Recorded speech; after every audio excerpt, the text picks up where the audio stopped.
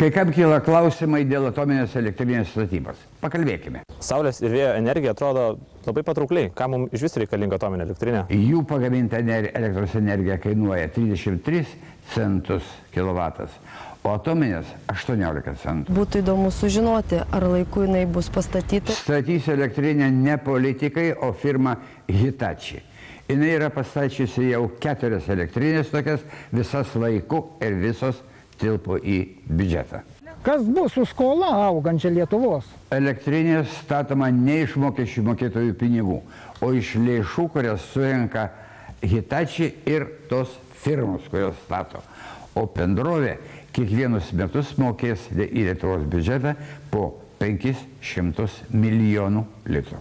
Surinkite visus argumentus ir pareiškite kaip piliečiai savo nuomonę dėl mūsų, dėl savos atominės elektrinės.